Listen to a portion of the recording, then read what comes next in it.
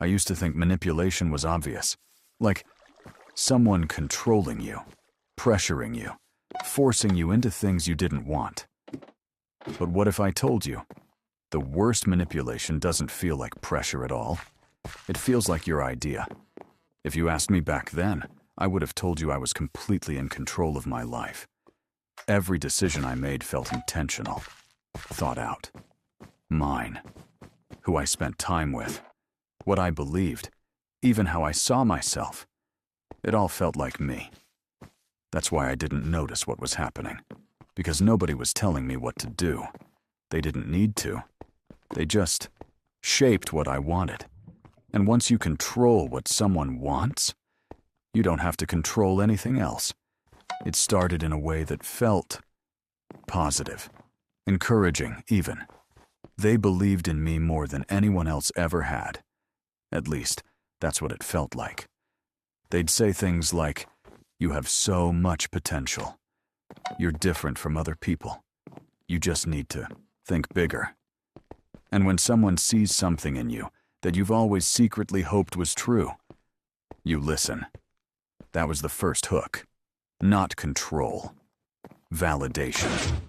Because here's something most people don't realize.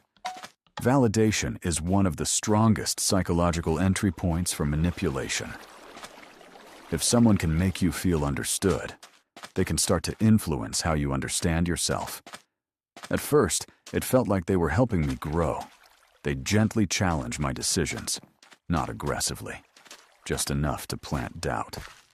I remember telling them about a choice I made, something small, like turning down an opportunity because I didn't feel ready. And they paused, smiled slightly, then said, "Are you sure that's not just fear disguised as logic?" That question stuck with me, because it didn't tell me I was wrong. It made me question if I was. And that's the difference. A direct attack creates resistance. A question creates self-doubt. And self-doubt is much easier to guide. After that, I started second-guessing my instincts more often. Not because they told me to, because I wanted to make better decisions. At least, that's what I believed. So I started running things by them, more and more. At first it was occasional, then it became a habit. Then it became a need. What do you think about this? Do you think I'm overreacting?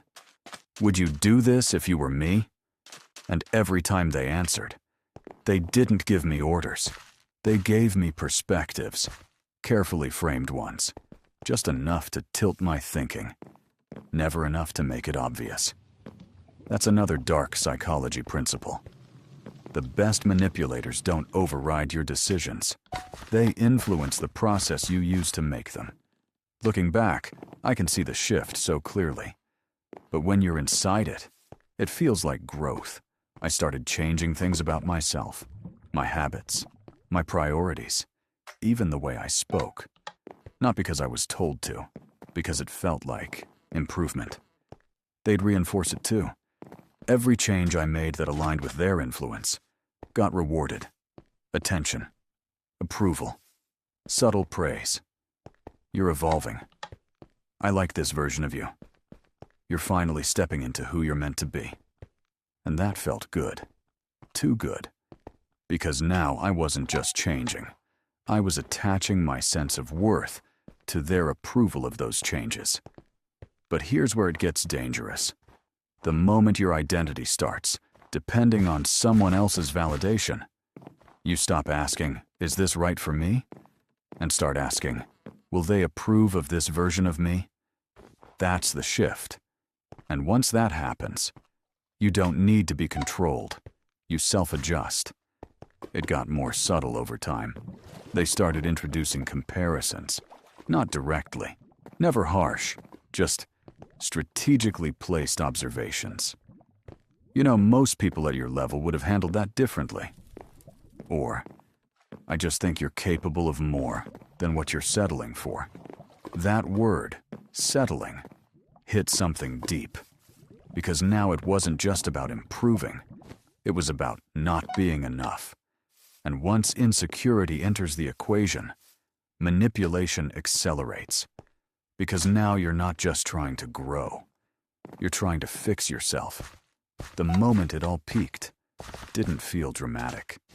There was no big argument, no explosion, just a quiet realization.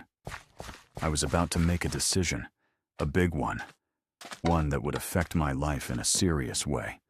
And instead of asking myself what I wanted, my first thought was, what would they think of this? That thought stopped me, because it didn't feel like me. It felt implanted, like my internal voice had been replaced with theirs. And for the first time, I saw it. Everything suddenly connected.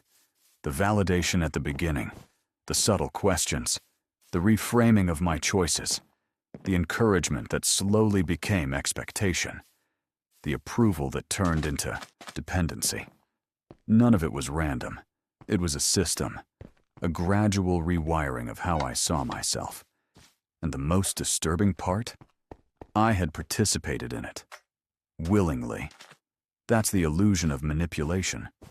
You don't feel controlled because you're the one making the choices. But those choices are being shaped, guided, engineered. This is called covert influence.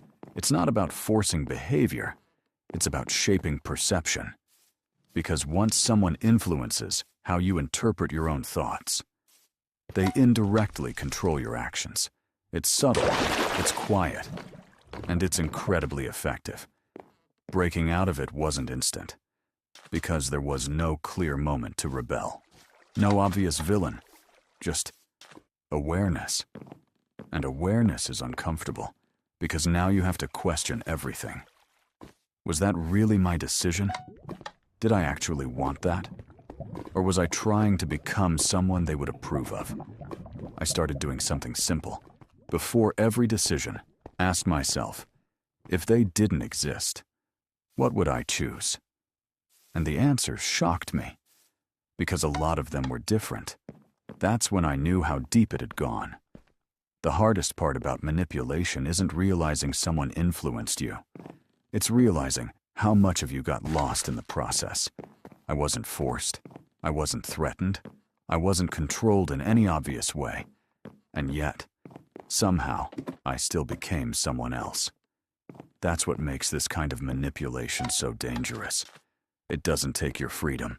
It rewrites it.